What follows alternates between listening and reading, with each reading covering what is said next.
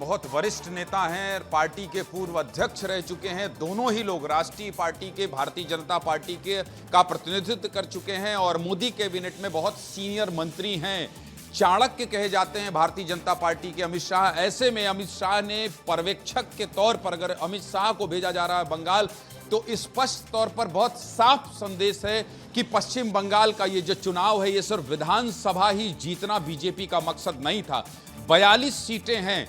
पश्चिम बंगाल में, लोकसभा की 42 सीटें हैं और 42 सीटों में अभी 17 सीटें जो हैं वो बीजेपी के पास हैं। 17 सीटें बीजेपी के पास हैं, 22 सीटें जो है वो टीएमसी के पास हैं और 2 कांग्रेस के पास है। तो कुल मिलाकर इस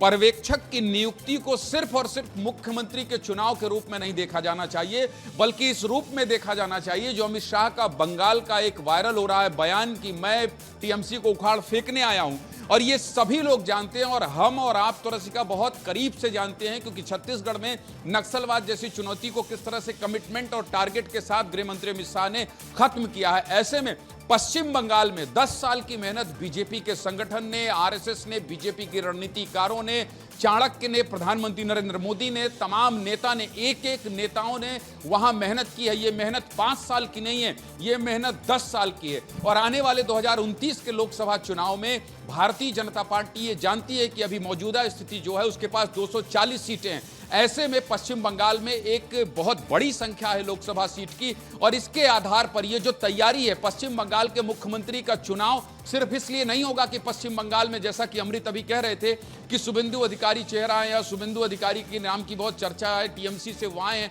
ऐसा नहीं है। 2029 के लोकसभा के मद्देनजर मुख्यमंत्री का चुनाव होगा, क्योंकि ये सभी जानते हैं कि पश्चिम बंगाल में जिस तरह से ममता राज था, जिस तरह से सिंडिकेट था, उस सभी चीजों को खत्म करना पड़ेगा, अपराध को खत्म करना पड़ेगा। और इसीलिए प्रधानमंत्री नरेंद्र मोदी के भाषण को अगर आप याद करें तो कल बीजेपी के दफ्तर में जब वो कार्यकर्ताओं के संबोधन के लिए पहुंचे थे तो प्रधानमंत्री नरेंद्र मोदी ने बंगाल की महिलाओं की सुरक्षा का मुद्दा उठाया था और महिलाओं की सुरक्षा को लेकर बंगाल में अपराध का मुद्दा उठाया था, अर्बन नक्सल का मुद्दा उठाया था। तो कुल मिलाकर प्रधानमंत्री नरेंद्र मोदी ने जो बीजेपी के केंद्रीय कार्यालय से उन्होंने स्पष्ट रूप से संदेश दिया था वो ये था कि बंगाल को बीजेपी बदल देगी और अब एक नए सूर्योदय को देखने के लिए बंगाल तैयार है। ऐसे में 2029 के लिए 3 साल का समय बचा है और 2029 के लिए अगर मान लीजिए 3 साल का समय, 2.5 साल का समय जो भी बचा है, उनको 2029 जीतने के लिए आज से लगना पड़ेगा, अभी से लगना पड़ेगा। बंगाल की जीत के बाद, और बीजेपी के बारे में ये कहा भी जाता है कि बीजेपी चुनाव जीतने की मशीनरी है। ऐसे में पश्चिम बंगाल में सिर्फ और सिर्फ केंद्रीय पर्यवेक्षक अगर अमित शाह का नाम आया है, सह पर्यवेक्षक का नाम मोहन मांझी का आया है, तो इस बात से आप इस बात को बहुत आसान मत समझिए, इस बात को बहुत सहज मत समझिए। ये बहुत बड़ा संदेश है, ये बहुत बड़ा संकेत है कि पश्चिम बंगाल में मुख्यमंत्री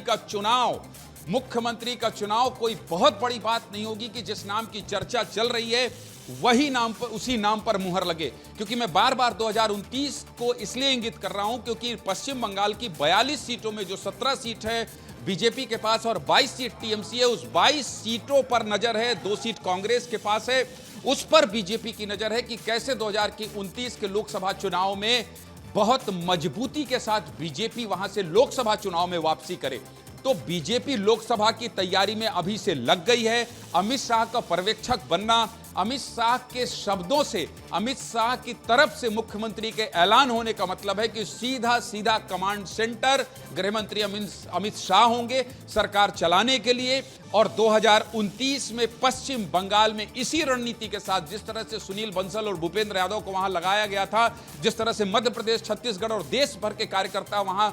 महीनों से मेहनत कर रहे थे लेकिन एक फोटोग्राफ तक नहीं मिल रही थी, तो कुल मिलाकर इससे समझा जा सकता है कि गृह मंत्री अमित शाह ने 2029 के लिए पश्चिम बंगाल की कमान अभी से अपने हाथ में ले ली है।